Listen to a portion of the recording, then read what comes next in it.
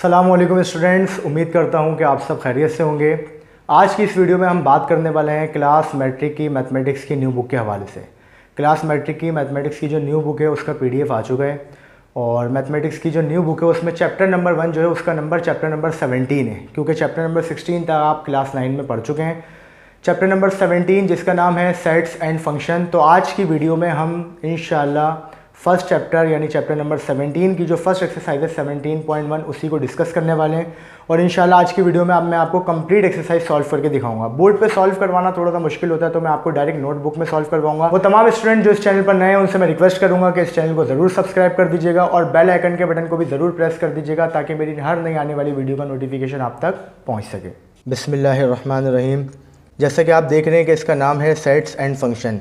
Function का जिक्र हम बाद में करेंगे, पहले हम बात करते हैं सेट की। तो सवाल है व्हाट इज़ सेट। सेट क्या है? क्लास 8 में क्लास 7 में आपने इसके बारे में पढ़ा होगा। वैसे तो सेट का जो टॉपिक है वो क्लास 6 से स्टार्ट हो जाता है। तो मुख्तलिफ़ जगहों पर मुख्तलिफ़ डेफिनेशन हमें मिलती है। सेट की डेफिनेशन क्या है? सेट इज़ अ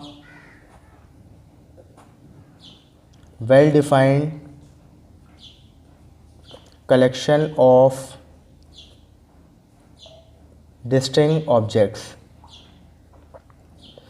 अक्सर जगहों पर जो हमें सेट की डेफिनेशन देखने को मिलती है वो कुछ इसी टाइप की है, बस लफ्ज़ जो है वो आगे पीछे हुए होते हैं। लिखा हुआ है set is a well defined collection of distinct objects.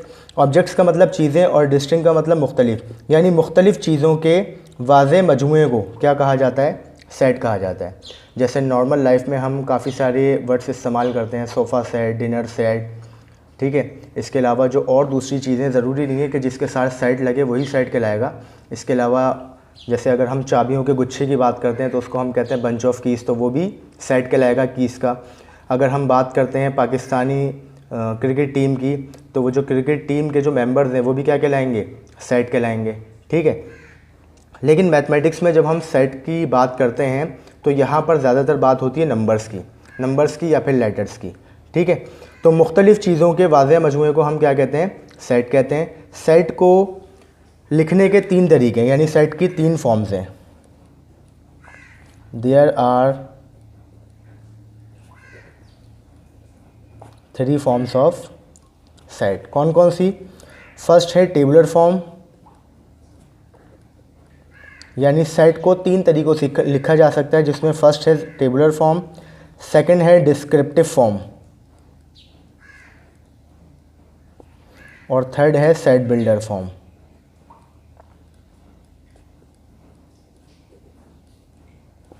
ठीक है। तो जो फर्स्ट है टेबुलर फॉर्म की पहचान क्या है मैं आपको आसान अल्फाज में बता देता हूँ। हमारे पास मैथमेटिक्स में 3 तरह के ब्रैकेट्स होते हैं। एक होता है राउंड ब्रैकेट जिसको हम पैरेंथेसिस भी कहते हैं, सेकंड होता है कर्ली ब्रैकेट जिसको हम मिडिल ब्रैकेट भी कहते हैं, और थर्ड होता है लार्ज ब्रैकेट जिसको हम स्क्वायर ब्रैकेट भी कहते हैं। तो सेट के लिए जिस ब्रैकेट का इस्तेमाल किया जाता है वो है कर्ली ब्रैकेट, ठीक है। तो जब भी टेबुलर फॉर्म की बात होगी तो 2 चीज़ें आपने याद रखनी है। एक तो आपने याद रखना है कर्ली ब्रैकेट, टेबुलर फॉर्म हमेशा कर्ली ब्रैकेट में होगी, और दूसरा इसके अंदर जो भी नंबर्स, लेटर्स या नेम्स या ज्योमेट्रिकल फिगर्स होंगी उनके दरमियान क्या होगा? कॉमा होगा, ठीक है। 2 बातें याद रखनी है, एक कर्ली ब्रैकेट ये टेबुलर फॉर्म की पहचान है, और दूसरा नंबर्स, लेटर्स, नेम्स या ज्योमेट्रिकल फिगर्स इनके दरमियान में क्या होगा? कॉमा। अब सेट के अंदर यानी टेबुलर फॉर्म में नंबर आ जाएं, लेटर आ जाएं और ज्योमेट्रिकल फिगर्स आ जाएं, नेम्स आ जाएं, कुछ भी आ जाएं, तो उसके लिए हम एक नाम इस्तेमाल करते हैं एलिमेंट्स, ठीक है। सेट के अंदर जो भी आएगा उसको हम क्या कहेंगे? एलिमेंट्स कहेंगे। तो टेबुलर फॉर्म की पहचान क्या है? कर्ली ब्रैकेट और एलिमेंट्स के दरमियान कॉमा। सेकंड जो है वो है डिस्क्रिप्टिव फॉर्म। डिस्क्रिप्टिव नाम से ही आपको आइडिया हो रहा है, ये एक स्टेटमेंट की शक्ल में होता है, ठीक है, जो कि हमेशा स्टार्ट होगा कहाँ से? सेट ऑफ से। या तो लिखा होगा सेट ऑफ या फिर लिखा होगा आ सेट ऑफ या फिर द सेट ऑफ। तो ये इसकी पहचान है कि एक स्टेटमेंट की शक्ल में होगा, हमेशा कहाँ से स्टार्ट होगा? सेट ऑफ से। तीसरे नंबर पर है set builder form. Set builder form में भी हम कर्ली ब्रैकेट का इस्तेमाल करते हैं, ठीक है। और कर्ली ब्रैकेट इस्तेमाल करने के साथ साथ शुरू में हमेशा ये लिखा जाता है एक्स सच दैट एक्स। अच्छा, ये ज़रूरी नहीं है कि वेरिएबल एक्स हो, ठीक है, आप वेरिएबल कोई भी इस्तेमाल कर सकते हैं, आप यहाँ पर ए भी लिख सकते हैं, बी भी लिख सकते हैं, यानी 26 लेटर में से कोई भी एक लेटर इस्तेमाल किया जा सकता है। और फिर इसके आगे डिपेंड करता है कंडीशन के ऊपर कि आप स्टेटमेंट लिख रहे हैं या फिर जो है वो आप सिम्बल्स का इस्तेमाल कर रहे हैं। वैसे ज़्यादातर जो सेट बिल्डर फॉर्म की जो पहचान बताई जाती है वो ये बताई जाती है करली ब्रैकेट, और करली ब्रैकेट के अंदर सिम्बल्स इस्तेमाल किए जाते हैं। ठीक है, बाज़ औक़ात ऐसा भी होता है कि हम स्टेटमेंट का भी इस्तेमाल कर रहे होते हैं। तो मैं आपको एक एग्जांपल दे देता हूँ। फॉर एग्जांपल मैं बात करता हूँ शुरू के 5 नेचुरल नंबर्स की, तो ये तो आ गई टेबुलर फॉर्म। अगर मैं इसी को डिस्क्रिप्टिव में लिखूं तो क्या लिखूंगा मैं लिखूंगा set of first 5 natural numbers. ठीक है, set of first 5 natural numbers, ये कहलाएगी डिस्क्रिप्टिव फॉर्म।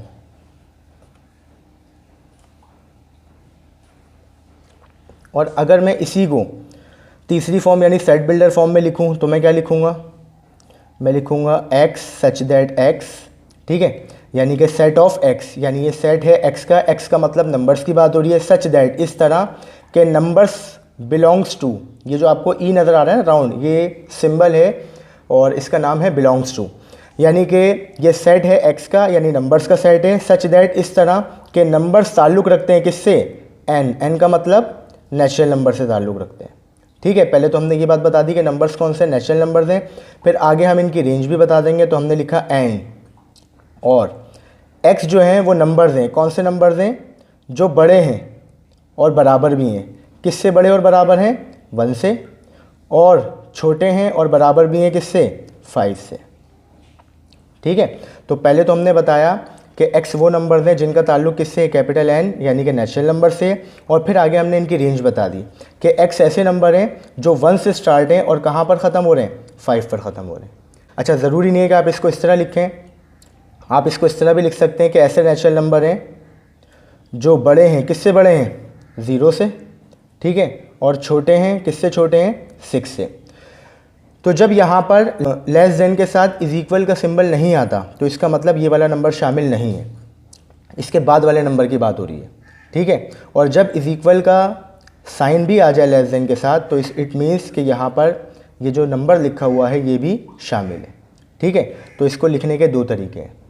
एक्सरसाइज स्टार्ट करते हैं हम। एक्सरसाइज 17.1 क्वेश्चन नंबर 1 लिखा हुआ है, right the following sets in tabular form. ठीक है, दिए गए सवालों को या दिए गए सेट्स को आपने किस में लिखना है, टेबुलर फॉर्म में लिखना है। टेबुलर फॉर्म के बारे में अभी आपने समझ लिया कि टेबुलर फॉर्म कौन सी होती है, उसकी पहचान क्या है, करली ब्रैकेट्स और एलिमेंट्स के दरमियान कॉमा। तो पार्ट नंबर 1 है, लिखा हुआ है A is the set of all integers between -3 and 3। Integers के बारे में आपको मालूम है कि इंटीजर्स ऐसे नंबर्स को कहा जाता है जो पॉजिटिव भी होते हैं और नेगेटिव भी होते हैं। तो हमें इंटीजर्स का सेट बनाना है और उस सेट का नाम क्या है, ए, और ऐसे इंटीजर्स का सेट बनाना है जो -3 और 3 के दरमियान में आते हों। बिटवीन का मतलब दरमियान। तो हमने लिखा A is the set of. ठीक है, -3 और 3 के दरमियान इंटीजर्स कौन से होंगे, -3 के बाद से स्टार्ट करते हैं, -2, -1, 0, 1, 2। तो ये वो इंटीजर्स हैं जो -3 और 3 के दरमियान में आते हैं। सेकंड पार्ट है, लिखा हुआ है B is the set of composite numbers less than 11, यानी B जो है वो ऐसे कंपोजिट नंबर्स का सेट है जो 11 से क्या हैं, छोटे हैं। तो पहले तो हमें ये समझना होगा कि कंपोजिट नंबर्स कौन से होते हैं। तो अगर आपने प्राइम नंबर्स के बारे में पढ़ा है तो उसी के साथ ही आपने कंपोजिट नंबर्स के बारे में भी पढ़ा होगा। प्राइम नंबर्स ऐसे होते हैं जो सिर्फ और सिर्फ अपने टेबल में आते हैं, और कंपोजिट नंबर ऐसे नंबर होते हैं जो अपने टेबल के अलावा दूसरे नंबर्स के टेबल में भी आते हैं। ठीक है, तो इसका आंसर जब हम लिखेंगे किस तरह से लिखेंगे, हमने लिखा B इक्वल्स टू, सेट के लिए हमने करली ब्रैकेट बना दिया। प्राइम नंबर स्टार्ट होते हैं 2 से, तो पहला प्राइम नंबर है 2, दूसरा प्राइम नंबर है 3। 3 के बाद जो नंबर आ रहा है 4, 4 प्राइम नंबर नहीं है, 4 है कंपोजिट नंबर, क्योंकि 4 अपने टेबल के अलावा 2 के टेबल में भी आता है। 4 के बाद 5 प्राइम नंबर है, 5 के बाद 6 कंपोजिट नंबर है, क्योंकि 6 अपने टेबल के अलावा 2 और 3 के टेबल में आ रहा है। 6 के बाद 7 प्राइम नंबर है, 7 के बाद 8 कंपोजिट नंबर है, क्योंकि 8 अपने टेबल के अलावा 2 और 4 के टेबल में भी आता है। 8 के बाद 9, 9 भी कंपोजिट नंबर है, क्योंकि 9 अपने टेबल के अलावा 3 के टेबल में आता है। 9 के बाद 10, 10 भी कंपोजिट नंबर है क्योंकि 10 अपने टेबल के अलावा 2 और 5 के टेबल में भी आता है। और 10 के बाद लिखा हुआ है 11, तो 11 को हम शामिल नहीं कर सकते। और वैसे भी 11 जो है वो कंपोजिट नंबर नहीं है क्योंकि इन्होंने यहाँ पर कहा था लेस देन 11 यानी 11 से छोटे, तो 11 से छोटे कहाँ तक आ जाएंगे, 10 तक। नेक्स्ट पार्ट पर आते हैं, पार्ट नंबर 3। पार्ट नंबर 3 में जो है वो हमें सेट बिल्डर फॉर्म दी गई है। इससे पहले वाले 2 पार्ट्स में हमें डिस्क्रिप्टिव फॉर्म दी गई थी, हमने उसको टेबुलर में कन्वर्ट करा। अब हमें सेट बिल्डर फॉर्म दी गई है जिसको हमें टेबुलर में कन्वर्ट करना है। ठीक है, तो इसको पढ़ने का तरीका क्या है, मैं एक दफ़ा आपको तरीका बता देता हूँ। लिखा हुआ है C is the set of X, यानी C जो है वो सेट है X का मतलब नंबर्स, सच दैट इस तरह के नंबर्स ताल्लुक़ रखते हैं P का मतलब प्राइम नंबर्स। जैसा कि मैंने अभी आपको बताया कि ऐसे नंबर जो सिर्फ और सिर्फ अपने टेबल में आते हैं वो क्या कहलाते हैं, प्राइम नंबर्स। पहले तो उन्होंने एक बात बता दी कि ये जो सेट है C वो प्राइम नंबर्स का सेट है, एंड ये जो आपको कैप नज़र आ रहा है ये एंड के लिए इस्तेमाल किया जाता है, और के लिए। उसके बाद आगे रेंज दे दी कि ऐसे प्राइम नंबर दें जो 5 से बड़े हैं और 13 से छोटे हैं, और साथ में कह रहे हैं कि 13 भी शामिल है क्योंकि देखें लेस देन के साथ साथ इक्वल भी आ रहा है, इसका मतलब ये वाला नंबर भी शामिल है। यहाँ पर इक्वल नहीं आ रहा है, इसका मतलब 5 शामिल नहीं होगा। तो इसका आंसर लिखते हैं हम C equals to curly bracket open, prime numbers का सेट है 5 से बड़े और 13 से छोटे। तो 5 से बड़ा प्राइम नंबर क्या होगा, 5 के बाद आता है 7, 7 के बाद 8, 9, 10 प्राइम नंबर नहीं है। इसके बाद 11, 11 के बाद फिर अगला प्राइम नंबर है 13, तो 13 को भी लिखेंगे क्योंकि यहाँ पर इक्वल भी आ रहा है, लिहाजा 13 भी आ जाएगा। नेक्स्ट पार्ट पे मूव करते हैं। नेक्स्ट पार्ट है पार्ट नंबर 4। लिखा हुआ है D is the set of Y such that Y belongs to O, O means odd number. Odd number ऐसे नंबर होते हैं जो 2 के टेबल में नहीं आते या जो 2 से एग्जैक्टली डिवाइड नहीं होते। एंड और 7 less than Y less than 17, यानी Y वो नंबर्स हैं, वो ऑड नंबर्स हैं जो 7 से बड़े हैं और 17 से छोटे हैं। तो इसका आंसर किस तरह लिखेंगे हम, करली ब्रैकेट ओपन किया हमने क्योंकि हम टेबुलर फॉर्म की बात कर रहे हैं। 7 से बड़ा ऑड नंबर, तो 7 के बाद आता है 9, 9 के बाद अब आपने क्या करना है, ऑड नंबर की पहचान ये है कि वो 2 के टेबल्स में नहीं आते। तो जब आप पहला ऑड नंबर लिख लें तो उसके बाद एक डिजिट छोड़कर हर अगला डिजिट जो है वो क्या होगा, ऑड नंबर होगा। तो 9 के बाद आ जाएगा 11, 11 के बाद 13, 13 के बाद 15, 15 के बाद 17 आएगा, लेकिन 17 हम नहीं लिख सकते क्योंकि 17 से छोटे लिखने थे, लिहाजा 15 तक लिखेंगे हम। नेक्स्ट पार्ट पे मूव करते हैं, पार्ट नंबर 5। पार्ट नंबर 5 में लिखा हुआ है E is the set of Z such that Z belongs to capital R, यानी E जो है वो सेट है Z का, ठीक है। और Z ऐसे नंबर्स हैं जो ताल्लुक़ रखते हैं R, R का मतलब रियल नंबर्स। और रियल नंबर्स के बारे में आप क्लास 9 में पढ़ चुके हैं कि मैथमेटिक्स में जितने भी नंबर्स हैं वो तमाम के तमाम रियल नंबर्स हैं सिवाय कुछ नंबर्स के। आगे लिखा हुआ है एंड के बाद लिखा हुआ है Z स्क्वायर इक्वल्स टू 121, और Z जो है वो ऐसे रियल नंबर्स हैं कि जब उनका स्क्वायर मालूम किया जाएगा तो आंसर आएगा 121। तो आपको ये बात भी मालूम है कि 121 कब आता है, जब आप 11 का स्क्वायर मालूम करते हैं। अगर आप पॉजिटिव 11 का स्क्वायर मालूम करेंगे तब भी आंसर आएगा 121, और अगर आप -11 का यानी नेगेटिव 11 का स्क्वायर मालूम करेंगे तब भी आंसर क्या आएगा, 121। तो यहाँ पर बता रहे हैं E जो है वो सेट है Z का, और Z वो रियल नंबर दें कि जब उनका स्क्वायर मालूम किया जाएगा आंसर क्या आएगा, 121।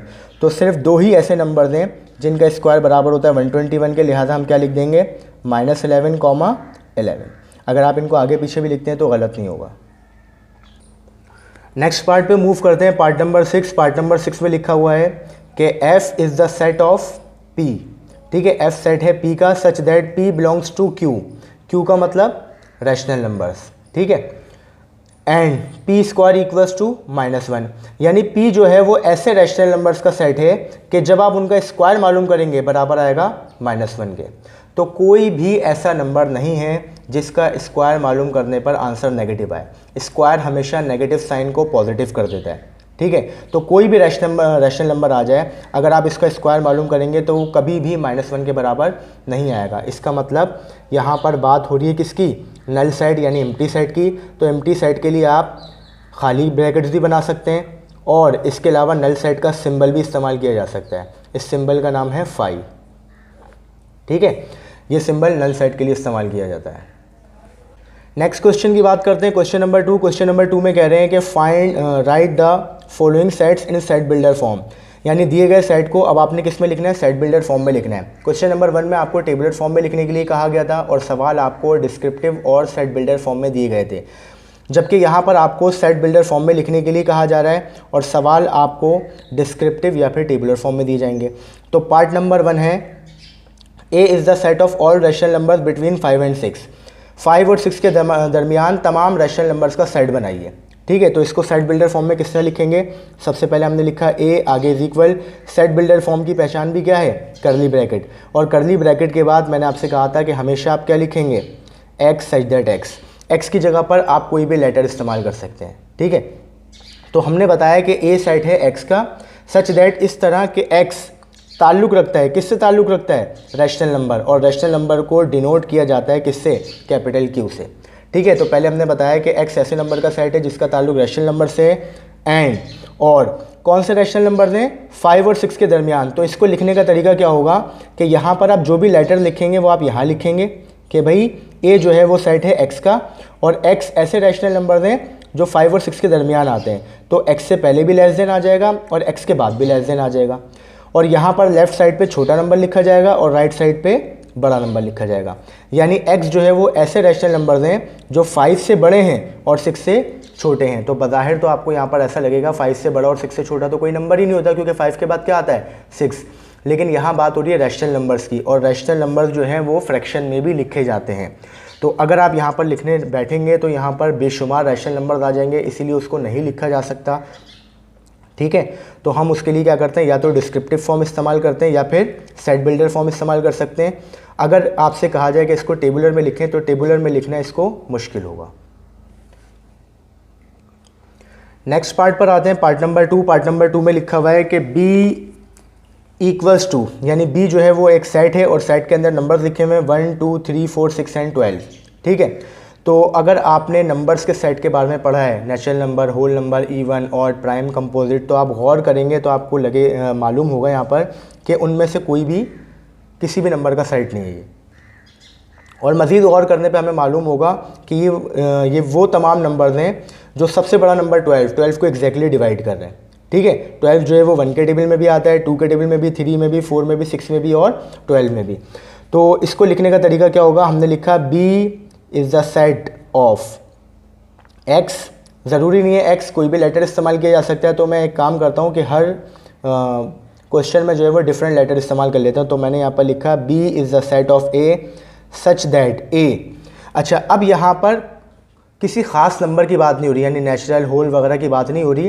तो फिर इसको लिखने के लिए अब हम क्या करेंगे, डिस्क्रिप्टिव फॉर्म का इस्तेमाल करेंगे।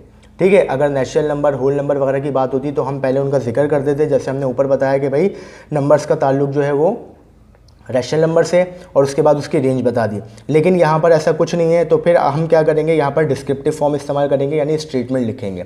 स्टेटमेंट क्या लिखेंगे कि ऐसे नंबर्स हैं इज़ आ फैक्टर ऑफ 12। ठीक है, यानी यहाँ पर ये जो आपको नज़र आ रहे हैं नंबर्स, ये 12 के फैक्टर हैं। तो आप ये भी लिख सकते हैं इज़ अ फैक्टर ऑफ 12, और आप ये भी लिख सकते हैं इज़ अ डिवाइज़र ऑफ 12, यानी ये 12 को डिवाइड करते हैं। तो दोनों ही आंसर आपके ठीक होंगे। पार्ट नंबर 3 की बात करते हैं, तो पार्ट नंबर 3 में लिखा हुआ है c equals to 0 +-1 +-2 up to +-40। तो देखिए यहाँ पर आपको नज़र आ रहा है कि ये जो नंबर्स हैं वो पॉजिटिव भी हैं और नेगेटिव भी हैं, और पॉजिटिव और नेगेटिव नंबर्स को हम क्या कहते हैं, इंटीजर्स कहते हैं। ठीक है, तो इंटीजर्स का सेट किस तरह बनेगा, c equals to curly bracket open, a इस्तेमाल किया है, a के बाद अब मैंने यहाँ पर लिख लिया b। ठीक है, c is the set of b such that b belongs to, integers के सेट को डिनोट किया जाता है कैपिटल Z से। ठीक है, b जो है वो सेट है किसका, इंटीजर्स का।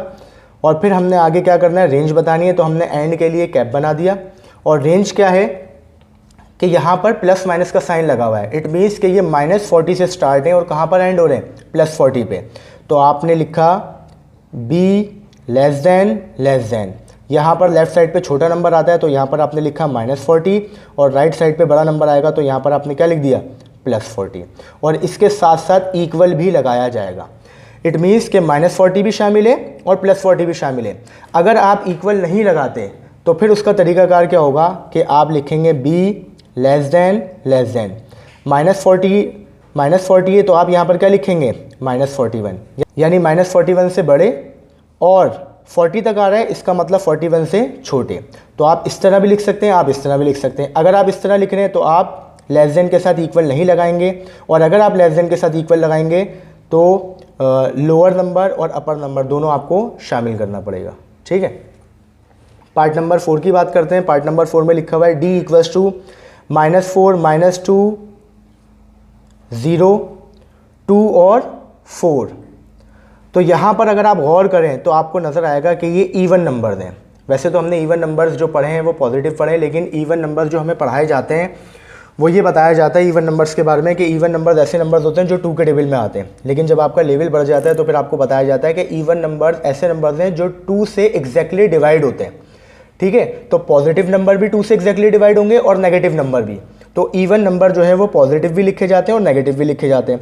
तो ये इवन नंबर्स हैं जो नेगेटिव से स्टार्ट हो रहे हैं और कहाँ पर एंड हो रहे हैं, पॉजिटिव पे। तो हमने लिखा D is the set of C। पहले मैंने A लेटर इस्तेमाल किया, फिर B, अब C की बात कर रहा हूँ। Such that C belongs to even numbers and और C लेस देन -4 से स्टार्ट है, +4 पे एंड है। तो हमने लिखा -4 और राइट पे क्या लिख दिया, +4। अब जब आपने -4 और +4 लिख दिया तो लेस देन के साथ आप क्या लगाएंगे, इक्वल भी लगाएंगे। और अगर आप लेस देन के साथ इक्वल नहीं लगाना चाहते तो फिर -4 से पहले वाला जो नंबर है वो क्या होगा, -6, और +4 के बाद वाला जो नंबर है वो क्या होगा, 6। तो आप इसको इस तरह से लिखेंगे, या और दूसरे तरीक़ों से भी इसको लिखा जा सकता है। 6 की जगह 5 भी इस्तेमाल किया जा सकता है। पार्ट नंबर 5 की बात करते हैं। पार्ट नंबर 5 में लिखा हुआ है E equals to, curly bracket के अंदर एलिमेंट्स लिखे हुए हैं 1 4 9 16 25। तो इन नंबर्स को देखकर ही आइडिया हो रहा है ये क्या है, परफेक्ट स्क्वायर है। तो इसको हम सेट बिल्डर फॉर्म में किस तरह लिखेंगे, E equals to curly bracket open. अभी तक हम 3-4 लेटर इस्तेमाल कर चुके हैं, X A B C। तो अब हम इस्तेमाल कर लेते हैं D सच दैट D। अच्छा, अब ये किसी ख़ास नंबर से इनका ताल्लुक़ नहीं है। ठीक है, तो हम यहाँ पर नंबर्स का जो सिंबल है उसको रिप्रेजेंट नहीं करेंगे, बल्कि आगे हम क्या करेंगे, स्टेटमेंट लिखेंगे, जिस तरह हमने इससे पहले में यानी पार्ट नंबर 2 में स्टेटमेंट लिखा था। ठीक है, तो हमने लिखा E is the set of D such that D is the square of first natural number. ठीक है, तो ये सेट है नेचुरल नंबर के शुरू के 5 स्क्वायर का, 1 का स्क्वायर 1, 2 का 4, 3 का 9, 4 का 16 और 5 का 25।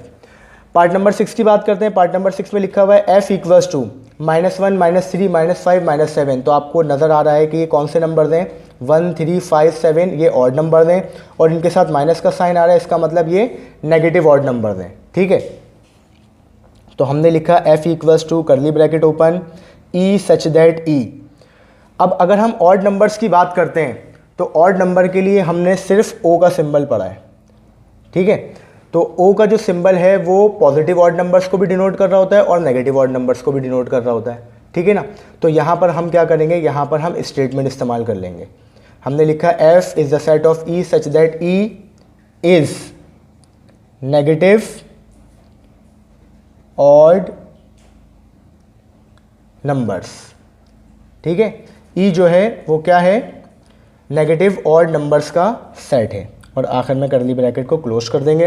अच्छा, यहाँ पर आर का वर्ड इस्तेमाल नहीं होता, यहाँ पर इज़ का वर्ड ही इस्तेमाल होता है। ठीक है, सेट के अंदर जो है वो इसका वर्ड ही इस्तेमाल किया जाता है। क्वेश्चन नंबर 3 की बात करते हैं। क्वेश्चन नंबर 3 में लिखा हुआ है write any 5 examples of null set, यानी यहाँ पर आपने नल सेट की 5 एग्जाम्पल्स देनी है। ठीक है, तो फर्स्ट में तो आप नल सेट के लिए क्या करेंगे, खाली करली ब्रैकेट्स भी बना सकते हैं, लेकिन आपको जो है वो डिस्क्रिप्टिव या फिर सेट बिल्डर फॉर्म का इस्तेमाल करना है, टेबुलर का इस्तेमाल नहीं करना, क्योंकि टेबुलर तो आपको वेल डिफाइंड है कि भाई अगर खाली सेट है तो इसका मतलब वो नल सेट ही है। ठीक है ना, तो यहाँ पर हमें 5 नल सेट की एग्जाम्पल्स देनी है। तो फर्स्ट एग्जाम्पल हम लिख लेते हैं, A is the set of X such that X belongs to natural number. आप कोई भी अपनी मर्ज़ी से लिख सकते हैं खाली सेट। ठीक है, X belongs to natural numbers and के बाद क्या लिखेंगे हम, X लेस देन 1, यानी ए जो है वो सेट है एक्स का, नंबर्स का, और नंबर्स का ताल्लुक है नेचुरल नंबर से, और नंबर्स जो हैं वो 1 से क्या हैं, छोटे। तो आपको ये बात मालूम है कि नेचुरल नंबर स्टार्ट ही 1 से होते हैं, तो 1 से छोटे नेचुरल नंबर की बात कर रहा है, इट मीन्स कि यहाँ पर क्या आएगा, नल साइड आ जाएगा। ठीक है, यानी नल साइड की बात हो रही है। सेकेंड एग्जाम्पल के अंदर आपको जो क्वेश्चन नंबर 1 का पार्ट नंबर 6 दिया हुआ था, आप इसको भी लिख सकते हैं। ठीक है, क्या लिखेंगे आपने लिखा B is the set of y, लिख लेते हैं यहाँ पर y such that y belongs to rational number and p square equals to -1। तो ये भी नल सेट है, तो नल सेट के लिए लिखा जा सकता है।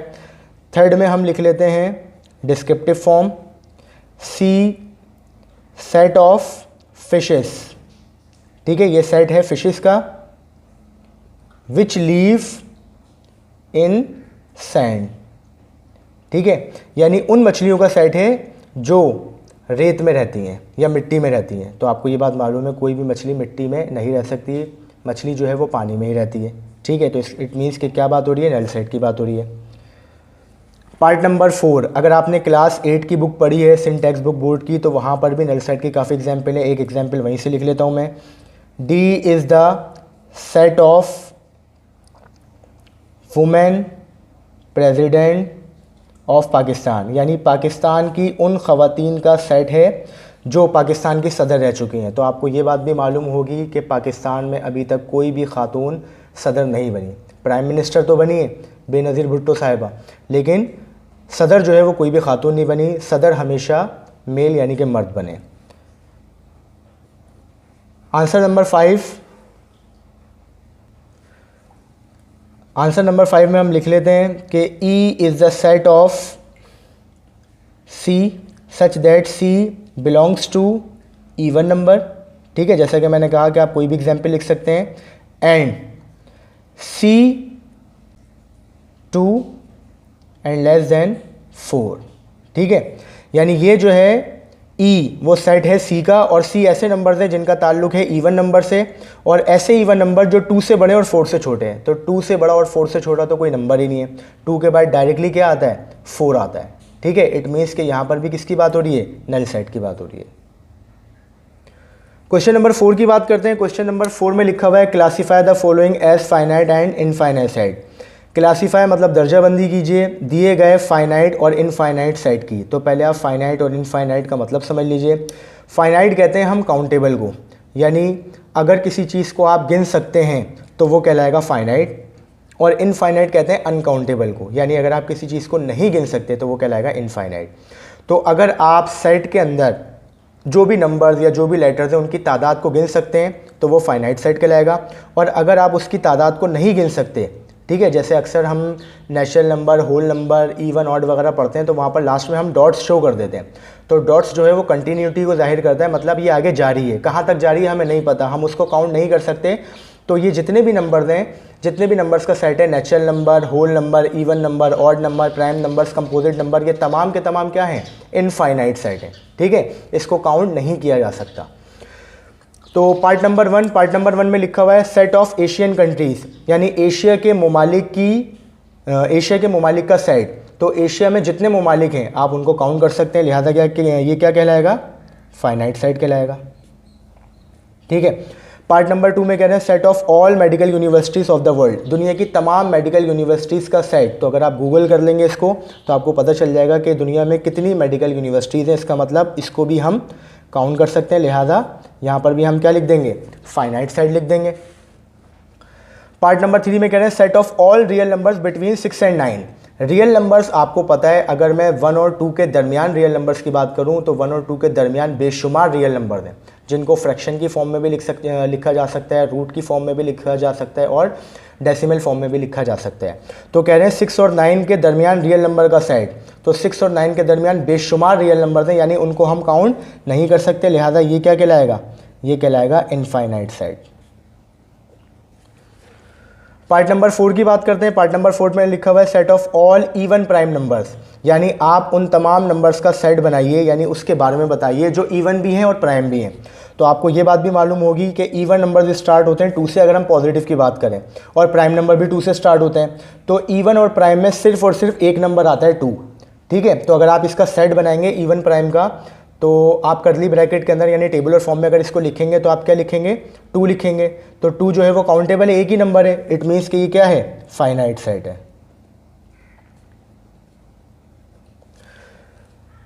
पार्ट नंबर 5 में बात कर रहे हैं set of all odd numbers less than 5, यानी आप उन तमाम ऑड नंबर्स का सेट बनाइए जो 5 से क्या हैं, छोटे हैं। तो 5 से छोटे तमाम ऑड नंबर्स का सेट बनाया जा सकता है। कुछ स्टूडेंट्स का आंसर होगा यस, बनाया जा सकता है, क्योंकि 5 से छोटे 2 ही ऑड नंबर हैं, 1 और 3, ठीक है। लेकिन यहाँ पर ऑड नंबर्स की बात हो रही है और आपको पता है कि ऑड नंबर्स पॉजिटिव भी होते हैं और नेगेटिव भी होते हैं। तो अगर आप 5 से छोटे देखते हैं तो 5 से छोटा 3 भी है, 3 के बाद 1 है, 1 के बाद -1, -3, -5, यानी नेगेटिव की तरफ अगर हम जाएंगे तो अनकाउंटेबल है। तो इट मीन्स ये भी क्या है, इनफाइनाइट है। जब तक आप क्लास 8 में थे तो आप इसको फाइनाइट लिखते होंगे, लेकिन अब आपका लेवल बढ़ गया और आपको मालूम हो गया है कि इवन नंबर्स और ऑड नंबर्स पॉजिटिव भी होते हैं और नेगेटिव भी होते हैं, ठीक है। तो ये क्या कहलाएगा, इनफाइनाइट कहलाएगा। क्वेश्चन नंबर 5 की बात करते हैं हम। क्वेश्चन नंबर 5 में लिखा हुआ है राइट एन इक्विवेलेंट सेट, ठीक है। इक्विवेलेंट का मतलब, इक्विवेलेंट उस सेट को कहा जाता है जिसकी एलिमेंट्स की तादाद बराबर हो, ठीक है। तो आपको ये जो पार्ट नंबर 1 और पार्ट नंबर 2 दिया गया है, आपने पहले तो इसका इक्विवेलेंट सेट लिखना है, उसके बाद इम्प्रॉपर सबसेट लिखना है, फिर 3 प्रॉपर सबसेट्स लिखने हैं, ठीक है। तो हम क्या करते हैं, सबसे पहले हमने लिखा सॉल्यूशन, और सॉल्यूशन लिखने के बाद सबसे पहले हम क्या लिखेंगे, इक्विवेलेंट सेट लिखेंगे। लेकिन इक्विवेलेंट सेट लिखने से पहले मैं आपको एक बात बता देता हूं कि यहाँ पर प्रॉपर और इम्प्रॉपर सबसेट्स का जिक्र है। तो सबसेट्स मालूम करने के लिए हमारे पास एक फॉर्मूला है। वो फॉर्मूला क्या है, पहले हम वो लिख लेते हैं, 2 की पावर n, ठीक है। अब ये n क्या है, n का मतलब है नंबर ऑफ एलिमेंट्स। अगर आप ये काम कर लेंगे तो आपको प्रॉपर और इम्प्रॉपर सबसेट्स लिखने में आसानी हो जाएगी, ठीक है। तो n का मतलब number of elements 2 as it is आ गया। अब सेट के अंदर कितने एलिमेंट्स है, 1 2 3 4 5, ठीक है। तो आपने ऊपर लिख लिया 5, और 2 की पावर 5 का मतलब होता है 2 को 5 दफ़ा मल्टीप्लाई कराना है। तो 2 2 4, 4 2 8, 8 2 16, 16 2 32। यानी अगर आप इस सेट के सबसेट्स मालूम करेंगे तो कितने आएंगे, 32 आएंगे। 32 में से शुरू के जो 31 हैं वो प्रॉपर कहलाते हैं, और जो आखिर वाला सेट होता है ना, जो हम इसको उठाकर एज इट इज़ लिख देते हैं, वो कहलाता है इम्प्रॉपर सबसेट, ठीक है। उससे पहले 31 सेट्स क्या कहलाएंगे, प्रॉपर सबसेट कहलाएंगे। जबकि आपको प्रॉपर के अंदर 31 नहीं लिखना है, बल्कि कितने लिखने हैं, 3 लिखने हैं, ठीक है। तो हर सवाल में ये मैं फॉर्मूला इस्तेमाल कर लूँगा ताकि मुझे आइडिया हो जाए कि भाई यहाँ पर सबसेट कितने बनेंगे। प्रॉपर और इम्प्रॉपर तो लिख सकते हैं, उसका कोई मसला नहीं है। तो सबसे पहले हमने लिखा इक्विवेलेंट सेट।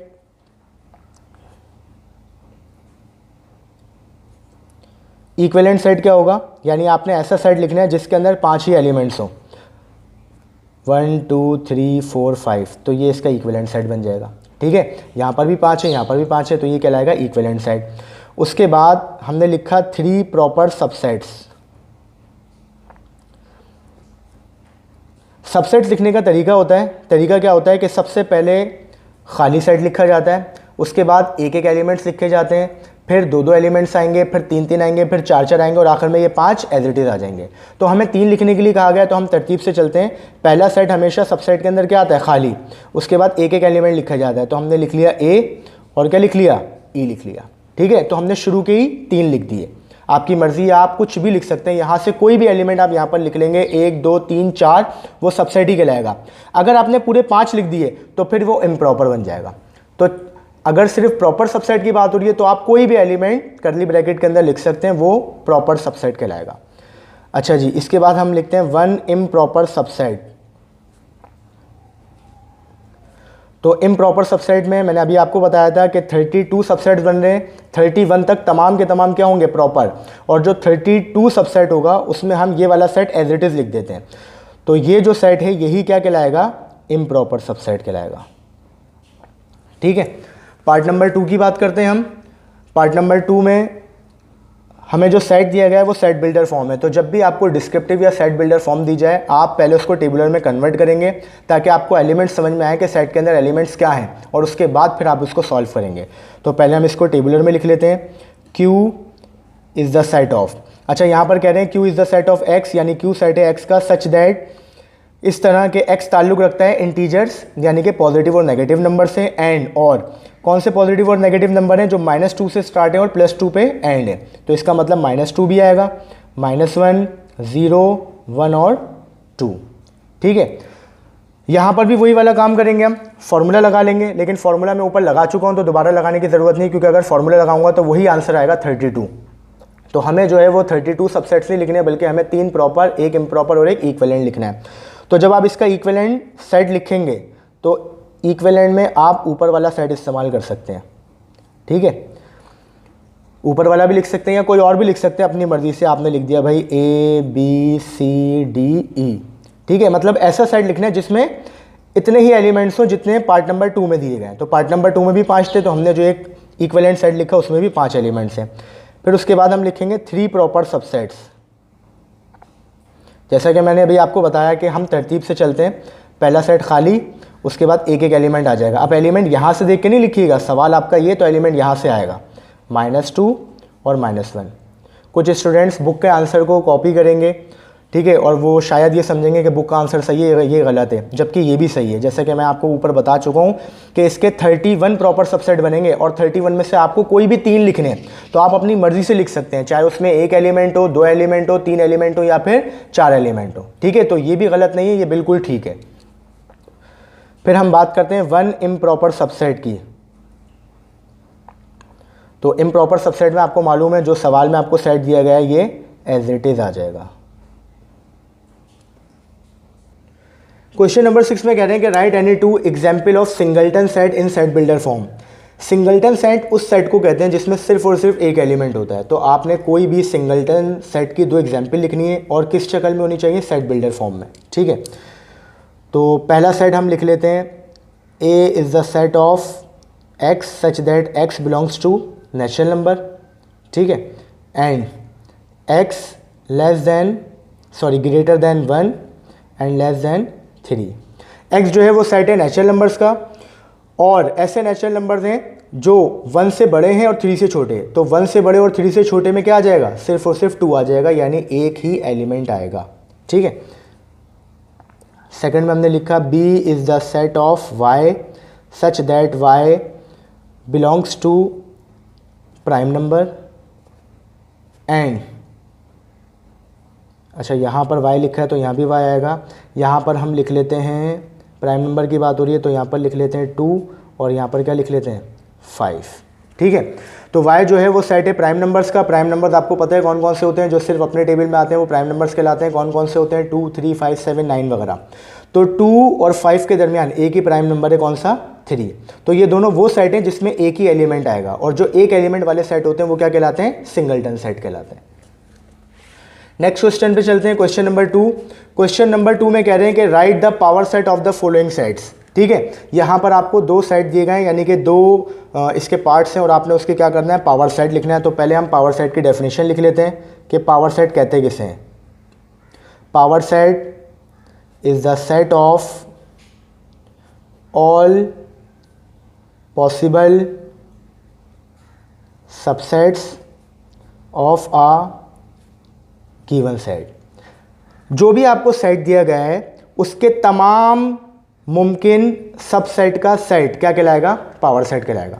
दिए गए सेट के तमाम मुमकिन सबसेट का सेट क्या कहलाएगा, पावर सेट कहलाएगा। ठीक है, तो जिस तरह मैंने अभी पिछले सवाल के अंदर क्वेश्चन नंबर 5 के अंदर जो है मैंने आपको फार्मूला लिख के बताया था सबसेट मालूम करने का, तो यहाँ पर हम वही फार्मूला इस्तेमाल कर लेते हैं।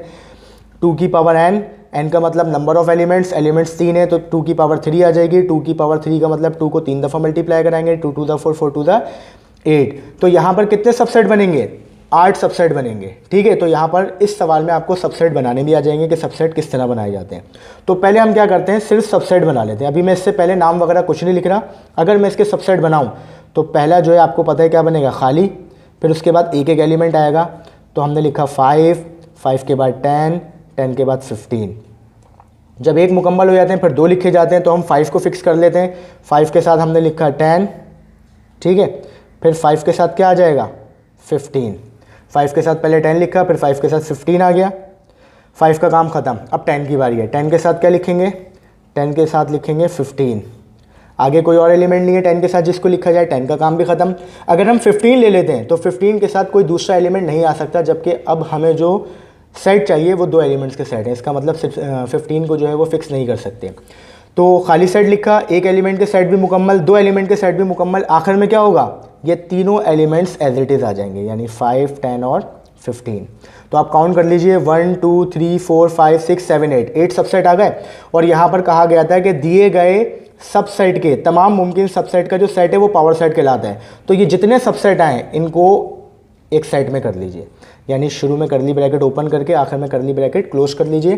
तमाम सबसेट का सेट बन गया ये। और तमाम सबसेट के सेट को हम क्या कहते हैं, पावर सेट। पावर सेट के लिए आप क्या कीजिए, कैपिटल P बना लीजिए। कैपिटल P पावर सेट को डिनोट करता है। और पावर सेट किसका मालूम करा है, A का मालूम करा है, तो A को आप राउंड ब्रैकेट के अंदर लिखेंगे।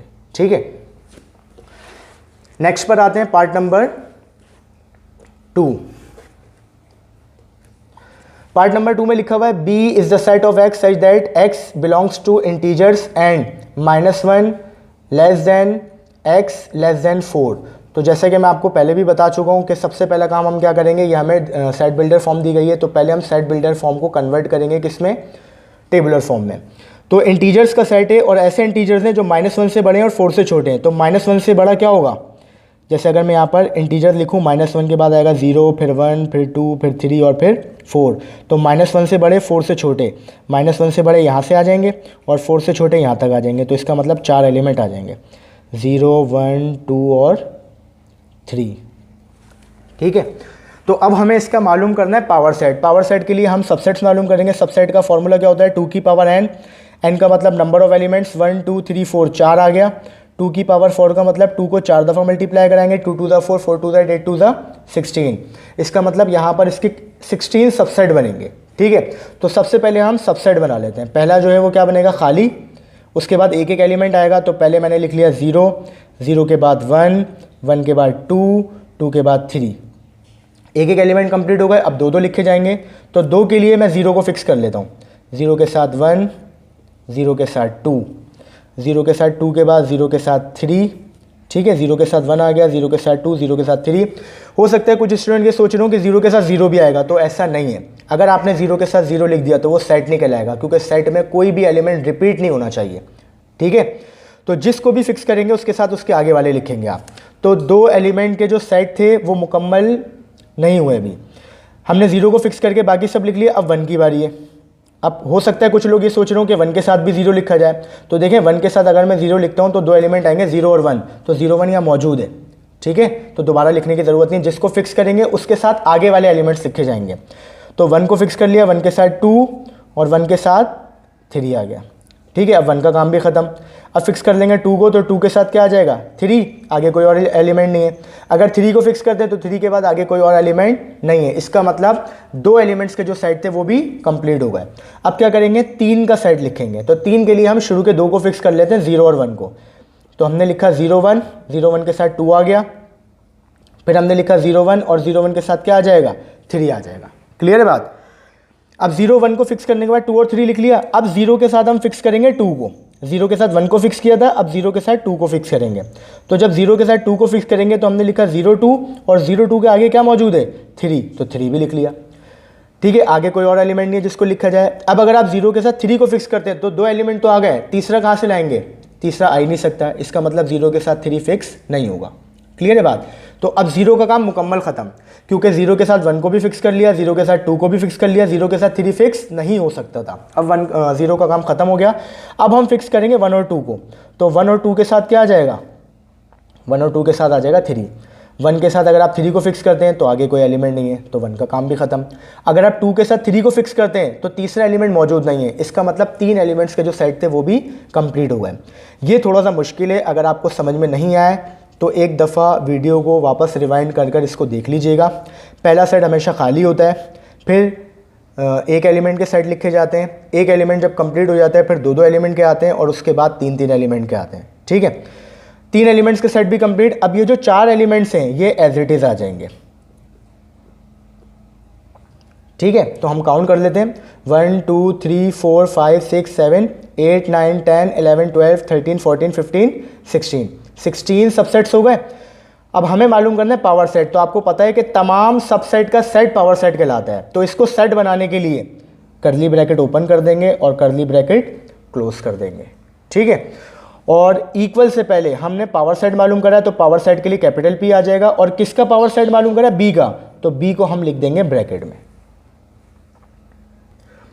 क्वेश्चन नंबर 8 इस एक्सरसाइज का लास्ट क्वेश्चन है। क्वेश्चन में पूछा गया है find the set which has only 2 proper subsets, 1 proper subset, null proper subset, ठीक है। तो इसके लिए मैं एक काम करता हूँ, पहले मैं आपको 3 सेट की एग्जाम्पल देता हूँ, ठीक है, और उसके सबसेट मालूम करके हम ज़रा देख लेते हैं, उससे हमें आसानी हो जाएगी इसको सॉल्व करने में, ठीक है। तो पहला सेट मैंने ले लिया खाली, उसके बाद मैं ले लेता हूँ एक सेट जिसमें एक एलिमेंट हो, और आखिर में ले लेंगे एक ऐसा सेट जिसके अंदर 2 एलिमेंट्स हों, ठीक है। तो अगर मैं इसका सबसेट मालूम करूँ तो कितने मालूम होंगे? उसके लिए फॉर्मूला है 2 की पावर n, n का मतलब नंबर ऑफ़ एलिमेंट, कोई एलिमेंट नहीं है तो 0 आ जाएगा, और किसी भी नंबर या वेरिएबल की पावर 0 बराबर होता है किसके? 1 के। यानी जब आप इसके सबसेट मालूम करेंगे तो एक सेट आएगा। तो देखें नल सेट का जो सबसेट होगा वो भी क्या होगा? नल सेट ही होगा, ठीक है। नल सेट के जब आप सबसेट्स मालूम करेंगे तो ये एज इट इज़ आ जाएगा। अब जब ये एज इट इज़ आ गया तो फिर ये प्रॉपर नहीं है बल्कि क्या है? इम्प्रॉपर, क्योंकि आपको ये बात मैं पीछे बता चुका हूँ कि अगर दिया गया सेट एज इट इज़ आ जाए तो वो इम्प्रॉपर होता है, ठीक है। तो यहाँ पर एक भी प्रॉपर सबसेट नहीं बनेगा, सिर्फ और सिर्फ इम्प्रॉपर होगा। दूसरी एग्जाम्पल क्या है कि अगर सेट में एक एलिमेंट हो तो इसके कितने सबसेट बनेंगे? 2 की पावर n, n का मतलब नंबर ऑफ एलिमेंट 1 आ गया, 2 की पावर 1 का मतलब 2, यानी अगर आप इसके सबसेट्स मालूम करेंगे तो कितने सबसेट्स आएंगे? खाली, और दूसरे सेट में ये 1 एज इट इज़ आ जाएगा। तो इसके जो 2 सबसेट आए, इसमें ये जो पहला वाला है ये प्रॉपर है, और जो दूसरा वाला है जिसमें सवाल एज इट इज़ आ गया ये क्या कहलाएगा? इम्प्रॉपर कहलाएगा, ठीक है। इसी तरह अगर आपको सेट में 2 एलिमेंट्स दिए जाएं और इसके सबसेट्स मालूम करने के लिए कहा जाए तो 2 की पावर n, n का मतलब 2, 2 का मतलब 2 2 दफ़ा आ जाएगा, 2 2 ज़ा 4। इसके कितने सबसेट बनेंगे? 4। वो 4 कौन कौन से होंगे? पहला होगा खाली, दूसरे में 1 आ जाएगा, तीसरे में 2 आ जाएगा, और चौथे के अंदर 1 और 2 दोनों आ जाएंगे, ठीक है। पहला खाली, फिर 1, फिर 2, और आखिर में दोनों एज इट इज़। अब ये जो 3 है शुरू के, ये तीनों क्या हैं? ये तीनों हैं प्रॉपर सबसेट, और ये जो लास्ट वाला है जिसमें सवाल एज इट इज़ आ गया ये कहलाएगा इम्प्रॉपर सबसेट। क्या बात समझ में आई? कि नल सेट ऐसा सेट है जिसका कोई प्रॉपर सबसेट नहीं होता। एक एलिमेंट वाला जो सेट है उसका सिर्फ एक प्रॉपर होगा, 2 एलिमेंट वाला जो सेट है उसके 3 प्रॉपर होंगे। क्लियर है बात? तो अगर आपको ये अच्छी तरह समझ में आ गया तो क्वेश्चन नंबर 8 इंशाल्लाह आपको समझ में आ जाएगा, ठीक है। क्वेश्चन नंबर 8 में कह रहे हैं कि find a set which has only, एक सेट मालूम कीजिए जिसके 2 प्रॉपर सबसेट हो। तो आप यहाँ पर देख सकते हैं किसके 2 प्रॉपर सबसेट आ रहे हैं? इसका तो एक भी नहीं आ रहा, इसका एक आ रहा है, इसके 3 आ रहे हैं। तो ऐसा कोई सेट नहीं है जिसके 2 प्रॉपर सबसेट हो, ठीक है। तो यहाँ पर क्या लिखेंगे आप? यहाँ पर आप नल सेट नहीं लिखेंगे क्योंकि नल सेट का तो एक भी नहीं होता। वो कह रहे हैं 2 प्रॉपर सबसेट वाला लिखिए, तो 2 प्रॉपर सबसेट वाला जो सेट है वो क्या है? नॉट पॉसिबल, यानी इसको लिखा नहीं जा सकता, मुमकिन ही नहीं है। सेकंड में कह रहे हैं 1 प्रॉपर सबसेट, यहाँ पर आप एक ऐसे सेट के बारे में बताइए जिसका सिर्फ एक प्रॉपर हो, ठीक है। तो एक प्रॉपर सेट किसका होता है? एक प्रॉपर सबसेट किसका होता है? जिसमें सिर्फ एक एलिमेंट हो, और जिसमें एक एलिमेंट होता है उसको हम क्या कहते हैं? उसको हम कहते हैं सिंगलटन सेट, ठीक है। ये भी लिख सकते हैं आप, इसके अलावा आप स्टेटमेंट भी लिख सकते हैं, ठीक है। स्टेटमेंट में आप क्या लिख सकते हैं? अगर आप स्टेटमेंट लिखना चाहें तो आप लिखेंगे a set which contain only 1 element, ठीक है। एक ऐसा सेट जो मुश्तमिल हो सिर्फ एक एलिमेंट पर, तो उसके कितने सबसेट होंगे? एक प्रॉपर सबसेट होगा। पार्ट नंबर 3 में कह रहे हैं कि नल प्रॉपर सबसेट, ठीक है। सॉरी, नल मैंने लिख दिया यहाँ पर नल नहीं आएगा बल्कि आएगा नो। तो कह रहे हैं कि एक ऐसा सेट मालूम कीजिए जिसका नो प्रॉपर सबसेट, यानी कि कोई प्रॉपर सबसेट ना हो। तो आप यहाँ पर देख चुके हैं कौन सा सेट है जिसका कोई प्रॉपर सबसेट नहीं होता? Null set. तो इसका आंसर क्या आ जाएगा? Null set. जी स्टूडेंट्स, तो अल्हम्दुलिल्लाह हमने 17.1 एक्सरसाइज जो है वो कंप्लीट कर ली। उम्मीद करता हूँ कि जितने भी सवाल मैंने आपको समझाए आपको अच्छी तरह समझ में आ गए होंगे। अच्छा, 17.1 एक्सरसाइज जो है वो अगर आपने सिन टेक्स्ट बुक बोर्ड की मैथमेटिक्स की बुक पढ़ी है तो उसमें जो चैप्टर नंबर 1 है एक्सरसाइज 1.1 उसी से रिलेटेड है, काफ़ी सारी चीज़ें बिल्कुल उसी से रिलेटेड हैं। तो जिन लोगों ने क्लास 8 में सिंटैक्स बुक बोर्ड की बुक पढ़ी होगी, उन लोगों को जब वो एक्सरसाइज की सॉल्व करेंगे तो सब उनका रिवाइज हो जाएगा, मतलब उनको याद आ जाएगा कि वो चीज़ें पहले पढ़ चुके हैं। तो स्टूडेंट्स, अगर ये वीडियो आपको पसंद आए तो इसको ज़रूर लाइक कीजिएगा, अपने दोस्तों के साथ भी शेयर कीजिएगा। मिलते हैं फिर इंशाल्लाह अपनी अगली वीडियो में 17.2 एक्सरसाइज के साथ। तब तक के लिए मुझे अब्दुल मुइज़ अली को इजाज़त दीजिए। अल्लाह हाफिज़, दुआओं में ज़रूर याद रखिएगा।